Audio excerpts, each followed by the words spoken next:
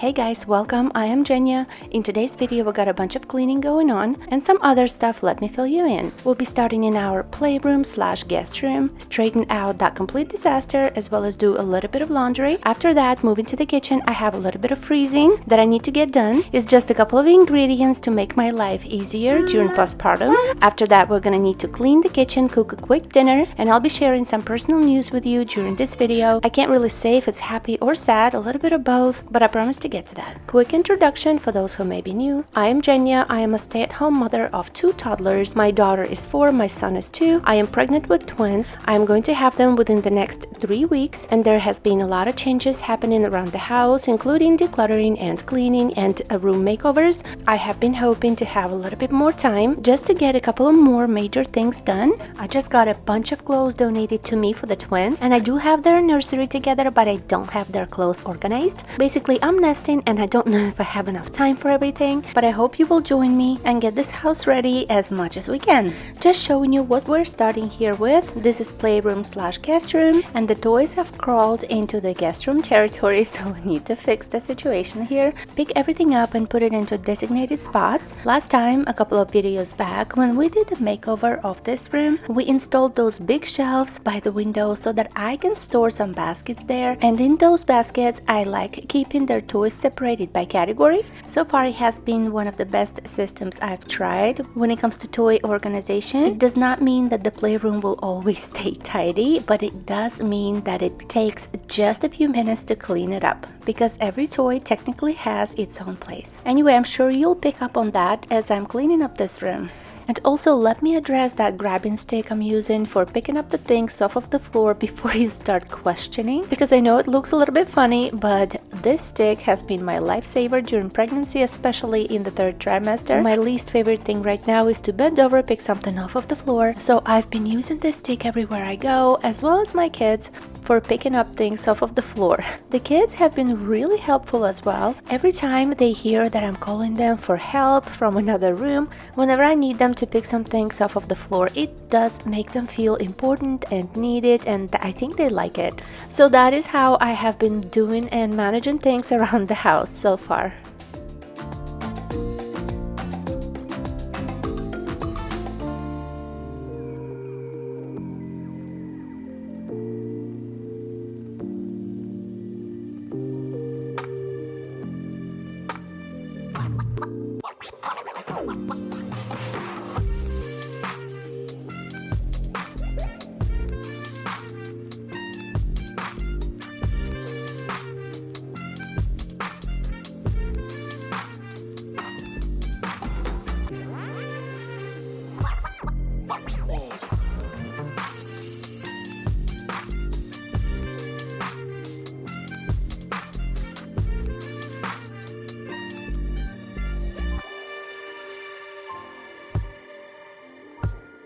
I have received a couple of suggestions from you regarding the playroom and the guest room updates, just moving the furniture around and things like that. And I have a question which I will be asking you a little bit later regarding the guest room rug. I'll ask you that as we get to it, but also in this little playroom area, we have moved the little kitchen to make like a little separation, if you will. And then there are 2 doors on each side, which are little closets in this little playroom. But I decided to cover one of the doors, so this is the before picture of the door. And now, as you can see, I asked my husband to hang a little blanket. I thought it was a blanket, but apparently it had little hooks for being hung, so he put a curtain rod there, and now you don't see the door behind that blanket with the alphabet. The reason I wanted to cover it is because there's a lot of heat coming from that door in the summer, and then we had a couple of ants coming in because there is just literally outside behind that door covered with the roof. Also, maybe the kids will stop bothering me by wanting to get through that door all the time, thinking that there is toys or something. But yeah, other than that, this playroom has been working out so great for us. They really did not need this entire room just as their playground. If you're new, you probably don't know that this whole room used to be just for their toys, and it was a disaster all of the time. But now that we have separated it into a guest room and a little playroom corner right there, and I have decluttered a bunch of toys, it has been such great of a change, because now I feel like I have a limit to how many toys they can have and how many furniture things, how many doll houses and things like that. Because before, when we had no limit, it was this entire room, I didn't feel the need to declutter the big bulky toys, and now there is literally just no space for them. We'll see how the situation will change eventually when the twins grow up, because they're not even born yet. I'm not really stressing about the playroom situation or the toy situation for the twins, but I feel like I'm leaning towards setting up their own rotation in their own room, the twin room, and let them play with their own toys in their own space. I'm not sure how people do that, but I definitely know and have heard of moms with 3 or 4 or more kids that, due to age differences of their kids, because they're interested in different toys, they would just keep their toys in their respective rooms. But other moms, I guess, would just have one playroom for all of the kids. I'm not sure which way I'm gonna go. I'd love to hear some suggestions though, if you are one of those moms that has been through this situation, like kids of different ages. Do you put all of the toys in one room, or do you separate the toys by the places that they sleep in, or what do you do? Although I keep referring to kids with age differences, my kids will not have that much of an age difference. All 4 of them are going to be under 4 years old when the twins are born.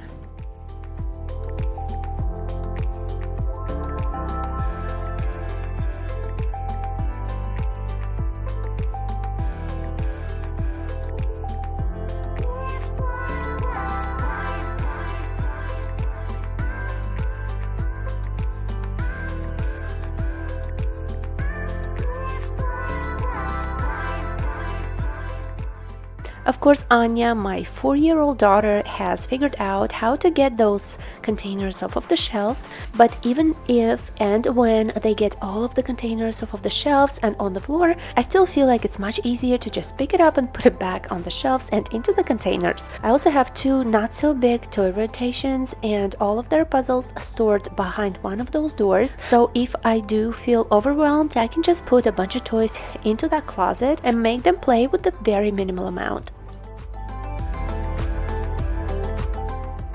As this room is tidied up, we're just going to turn around and go to that guest bed. I use the guest bed for doing my laundry and just, you know, for everything.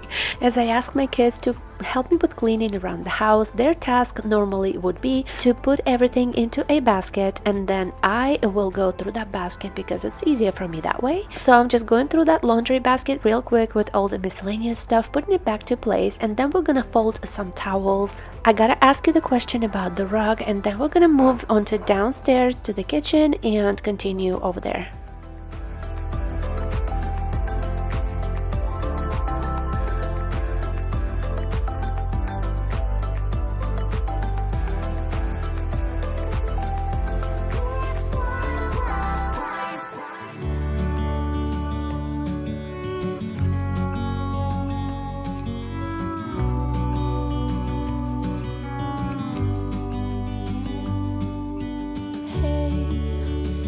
You could see yourself just sitting there on my chair. So I thought I would start telling you about that unpleasant part that I don't really look forward to talking about, but I feel like a lot of you care for animals. I definitely get a lot of comments about Boris, our puppy, and for those who don't know what I'm talking about 10 months ago, my husband and I decided to get a puppy. We wanted a family dog. My husband is a dog person. I am more of a cat person. I never had a dog in my life, so I only knew the minimal part, only what I saw from other people and what goes on in other people's houses. In other words, I would see a dog playing with the cat or a dog laying down, and of course I knew zero about puppies. And of course we got ourselves a nice little puppy, and it didn't matter how difficult or easy it was going to be. But about 1 month later I got pregnant. That still wasn't changing anything. We loved our puppy. Then I find out that I am having twins. That still wasn't changing anything, although it was starting to get a little bit difficult as I hit my 2nd and then 3rd trimester, but the puppy was growing up as well. I was just never expecting for him to be that energetic of a puppy, but I also did not want to neglect neglect him because he needs attention and it was our decision to get a puppy. So I had to spend time with him and make sure that he's not just laying in the kitchen all day by himself, being neglected or not being taken care of. That was not going to happen. But it was starting to become extremely difficult for me, and I thought, if it's that difficult now, what is gonna happen when we have 2 more little kids in the house? And again, I'll repeat myself, but it is important to me that the dog is not neglected or ignored all day long. And also, I would never ever want to give him to a stranger. I felt responsibility. I felt like we promised him a good life and we promised to take care of him, and that was my promise to him no matter what, no matter how difficult it was going to be. Anyway, you get the point. I'll tell you in a second what our decision ended up being and how Boris is doing, but let me just explain what's going on in the video right now. So after the makeover of this room, after us turning this spot into the guest room, I got quite a few comments of yours saying that I should move the rug, this gray rug, and you said move it under the bed, and I didn't quite understand what you meant by that.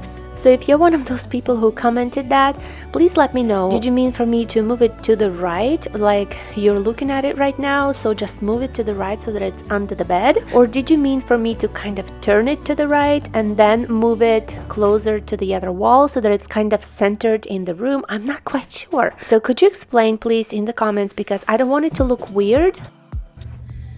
Turn it, the rug, turn it, and then push it under the bed, or just push it under the bed. Which one? Not sure. So yeah, I'd love to see what you meant, because if it's something that does make the room look better and something that makes sense, I'd love to know, because I'm not very much educated on those things. But this is the clean room for right now. We are about to go downstairs. I'll talk to you about the puppy in just a minute.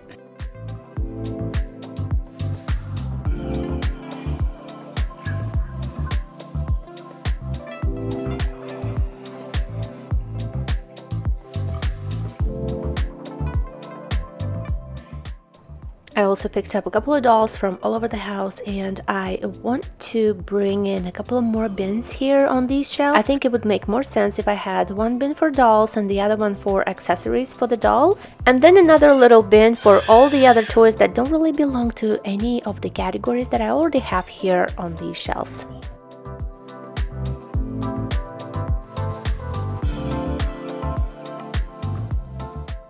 Into the guest room, I just brought this little pot with the fake flowers to cover the speaker that is also on that nightstand. As for these shelves, I'm just kind of over the lantern look. I'm going to replace it with the lantern that actually makes some light so that there is a purpose for it. Over and over again, I find myself not really being a fan of decor where it doesn't really do anything, you know? Anyways, downstairs in the kitchen, I'm going to cut up these vegetables and blanch them. A lot of you might not know what it is and what it's for. I want to freeze the zucchini and yellow squash, but once I freeze them and then unfreeze them, they're going to look very mushy, although they're still edible and there is nothing wrong with that. But sometimes you want to save their shape, and that's where blanching comes in. I hope I pronounce it correctly. Basically, you just boil your vegetables for about 1 to 2 minutes, and then right from that boiling water you throw them into ice cold water, and then you freeze them after that. So they're still technically raw, they're not quite cooked, but they are going to keep their shape much better than if you were to skip this step. Now, not all vegetables need to be blanched before you can freeze them. You can always Google what does and what does not need to be blanched. For example, peppers can be just cut up and thrown into the freezer as is without this whole process, but zucchini and yellow squash, which I very much like eating, but I don't like how they go bad in my fridge, so I like to stock up on them and I like to have them available in my freezer, and this is why I'm going through this process to make life easier after I have my twins. I always love having vegetables and fruits available in my freezer because sometimes that is the best option. You cannot always have everything absolutely fresh, unfortunately.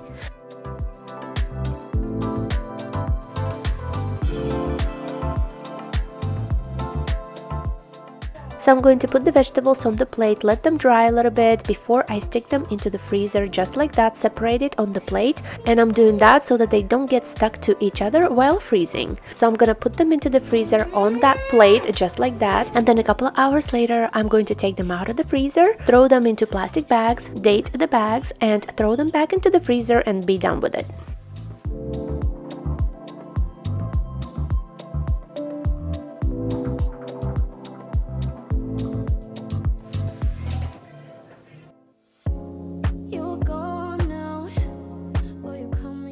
When it comes to carrots, there's nothing special about what I'm doing. I just hate grating carrots, so I'm gonna do it ahead of time. I'm gonna keep a little bit in the fridge for my next meal, and I'm going to freeze the other portion for whenever I need it next. Once you've seen all the things, all the places, I hope it means that you'll come home to me.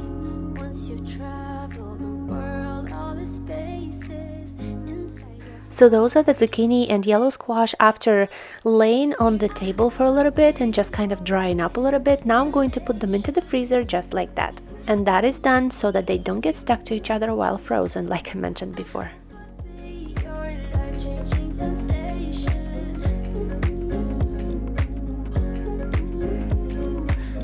I hope I'll be something that you won't let go. I'll be your high when you fall down low. I hope I'll be your end destination.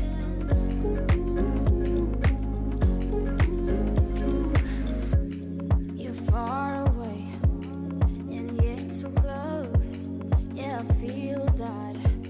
Yeah, I feel that. There must be a task that every one of us hates doing in the kitchen. For me, it's grating carrots. So I always try to have a couple of frozen portions of grated carrots on hand for the next time that I'm going to be making a soup or something like that, because I make a lot of soups. So carrots don't need to be blanched like zucchini and yellow squash. That's why I'm putting them right into the freezer. And now a couple of hours later, I'm going to take my vegetables out of the freezer and put them into plastic bags like I explained earlier. Now I have June written on my bags because technically it was right the end of June when I made this. I did not have the opportunity before to put it into one of my videos because it was always either a makeover or something that's completely unrelated to this kind of topic.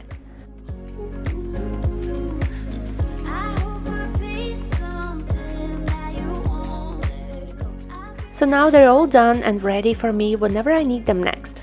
Now let's switch to the meat, and that's the last thing we're going to be freezing today. When you get them from the store, they are not frozen, so as soon as I brought them home from Costco, I cut them up into cubes because that's how I normally prefer them, and put them into the Ziploc bags and then back into the freezer, and that's done. Now I'm going to put parchment paper between the bags so that they don't get frozen and stuck to each other while they're in the freezer, because that happens a lot. I hope I'll be your end destination. We are done with the freezing portion of this video. Let me take you to my husband's office for just a second and show you how much clothes I got donated for my twin newborns. Just any kind of clothes up to 2T, I think. It's a lot of clothes to go through, and I am so happy because I didn't have much clothes for my newborns. So just this pink container contains only newborn clothes from 0 to 3 months. So you can imagine, and I'll be busy for the next few days washing it and folding it and organizing it. Now we're in the kitchen. I'm showing you the mess that I'm starting with.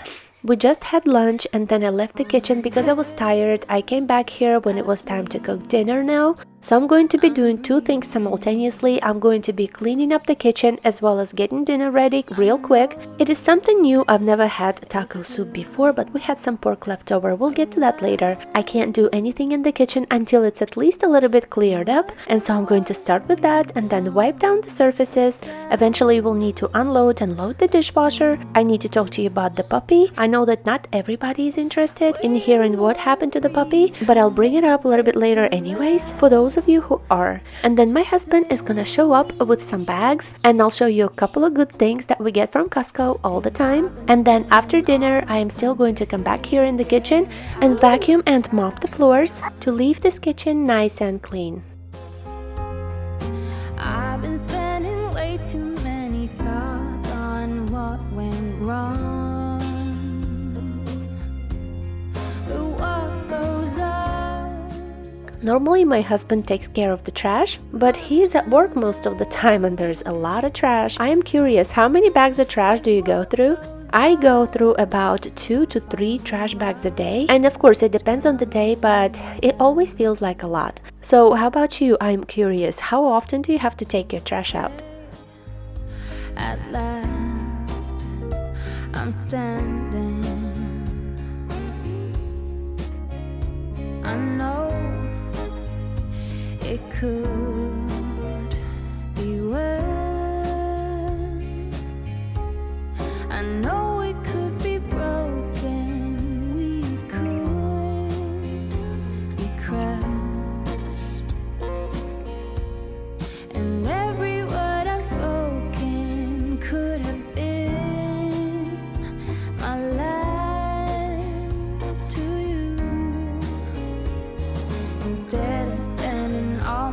trying to figure why you're gone. So my husband enjoys grilling. I don't so much like working with meat. I cook with chicken for the most part. But anyways, we had some guests the other day and he grilled some pork so that we could have pulled pork sandwiches. We had a lot of that pork left over, and I feel like every time he does that and every time we just leave it in the fridge and don't eat it within about 2 days. After that, nobody wants to eat it anymore and I don't really want to freeze it anymore. Basically, we just waste it. This time I decided to make taco soup with it because it was easy. I had all of the ingredients on hand. Although I knew that my picky toddlers would probably not even try the soup, I still decided to make it and see what my husband thinks, and he thought it was delicious, therefore I'm sharing the recipe with you.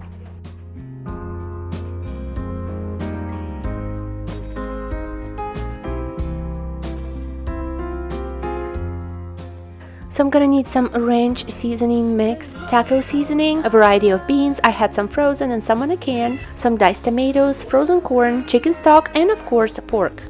I'm just gonna put everything together all at once except for the corn. I'm not gonna be adding any salt or pepper. It was salty enough as it is. And then I'm gonna let it simmer for I think about half an hour or so. If you're looking at my pot and you see that the bottom is quite dark, I don't know what else to do and how to clean it anymore. Ever since I did my sourdough bread in that Dutch oven, it just doesn't clean up as well as it used to before. I am aware I probably need a new one, but I'm working with what I have for right now. Those stains just don't come off no matter what I do.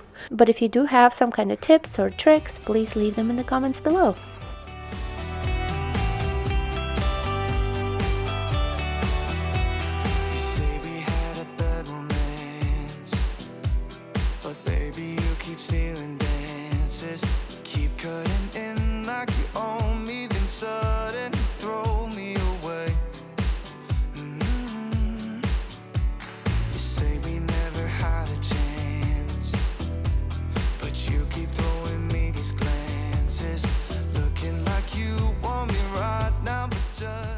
So like I mentioned, the only thing I did not put into the pot right now is the corn because it's frozen, and normally I would just throw it in the last few minutes. I don't like overcooking vegetables, but the recipe said just to throw everything in, and I also added a little bit more water on top of those 4 cups of chicken broth that I already had, but I'll leave the recipe in the description in case you're interested.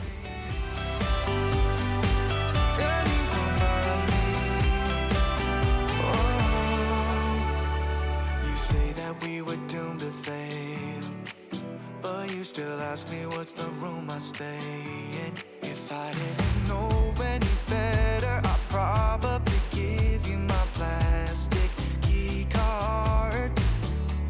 You're waiting around to go out with somebody. Anyone but me. You act like you want me, then suddenly drop me.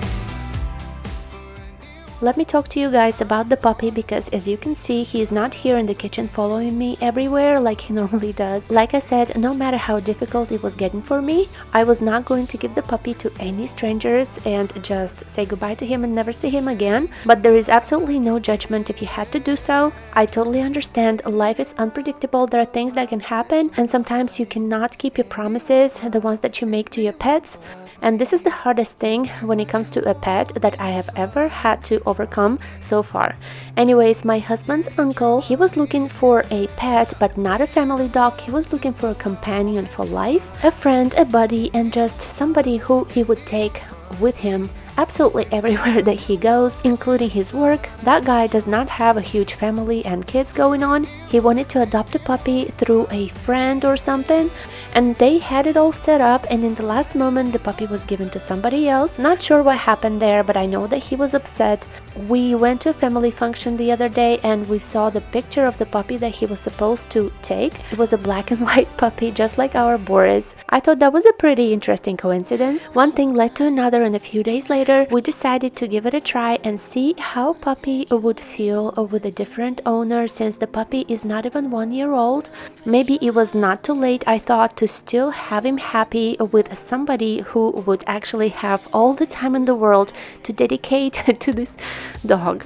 So we did decide to give it a try and see if it would be better for everybody. But if the dog would start experiencing severe depression or would stop eating for days or something like that, just extreme, we did not want that to happen, so we would take the dog back. Now, I totally understand if you have your own opinion how you would do things in this situation, or if you just don't support our decision. I totally do understand. We already do have all the bad feelings that come with that kind of decision, and believe me, it is not pleasant. Day number 1 that Boris was gone, I finally understood all of those stories that I heard about dogs being separated from their owners. I had no idea I got so much used to that puppy and that I got so attached to him that I would be that upset, and it only hit me a couple of hours later after he left our house. But when it comes to the puppy, we kept in touch with the uncle and check in with him. The first day, the puppy did not want to eat dry food, and then the uncle, let's call him Uncle Jay, he remembered the recipe that I was talking to him about that I would often cook for the dog. It's just simple chicken, so he made that, and then the dog ate on the first day. From then on, he did not really experience any problems with eating, but he was of course a little bit confused and just maybe depressed,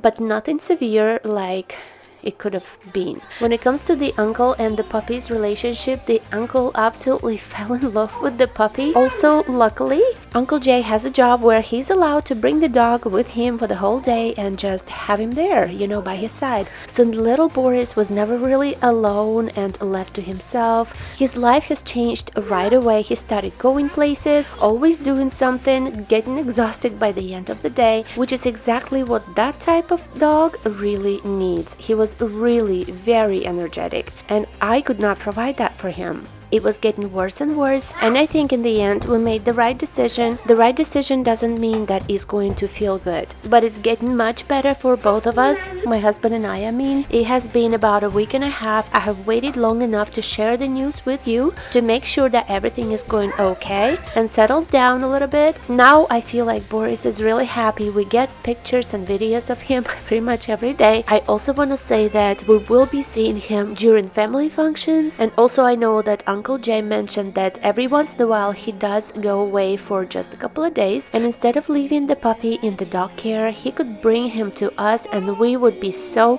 happy. I just don't know how much time we should give it for the puppy to recover before we see him again. How good of an idea that is. We just don't want to mess him up and his feelings, get him confused or anything like that. So if you've ever had experience with any kind of familiar situation, please let me know in the comment section. If you have anything to suggest, how much time to give to the puppy to recover and just to completely get used to the new situation before we can see him again without just making him confused.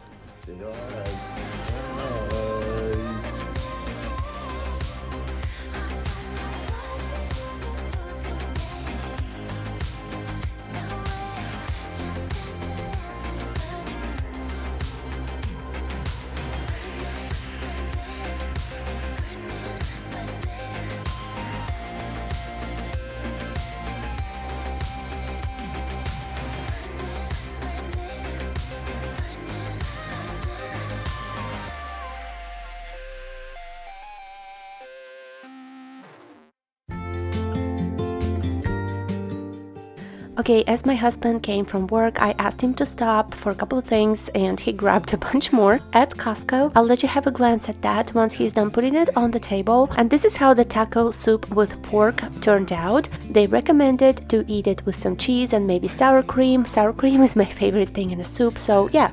I also added some cilantro, and my husband and I both thought that it was delicious. But a little warning though, my kids refused to try it because they just are very picky. They're at that age. But the soup was really good. Let me show you a couple of things that we normally get from Costco. It's just like the dollar store. You can never get one thing, but on a slightly more expensive scale. So he got some bread and raisin bread we absolutely love, as well as the kids. These danishes we both are addicted to, and we try to always hide from the kids when we eat them, my husband and I.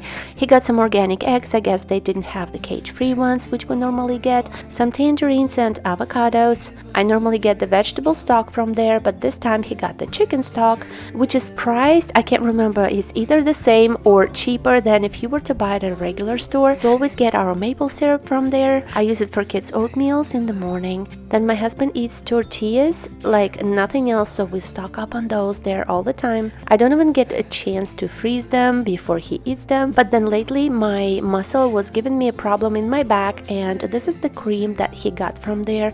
It's for arthritis, I believe, but you don't need a prescription for this one, although you used to need a prescription years ago, which is Voltaren gel, and my husband got it with prescription years ago, and now we're out of it. So my husband got this cream by Kirkland brand that says on the box you should compare to Voltaren, so I hope it's just as helpful as that Voltaren gel, because it really made my muscle just not hurt anymore. I had a muscle in my back that was just killing me. I guess it's due to the pregnancy, but it seemed like there was nothing else I could really do. Even yoga did not help anymore, so this cream was a lifesaver. Anyways, I'm just vacuuming and mopping the floors, and then I'm gonna show you the afters of this kitchen. It seems kind of empty now without the cage for our puppy and without all of the gates, and I thought I would be enjoying that part, just to walk through the kitchen freely and not clean the hair all the time. But as soon as he was gone, what I did not realize is that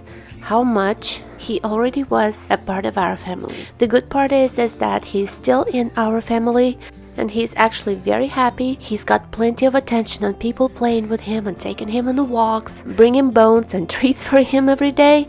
And he's definitely using up all of his energy throughout the day. I am so happy for that. But I never would wish for anybody to go through separation with their pet, and I apologize for all the depressing talk today. There was a reason I left it all the way to the end, but this video is coming to an end, and I'm going to show you the after shots of this kitchen, and I hope you have a wonderful weekend, and I'm hoping to see you next Saturday here on my channel if I'm still pregnant. Okay, see you soon. Bye bye now.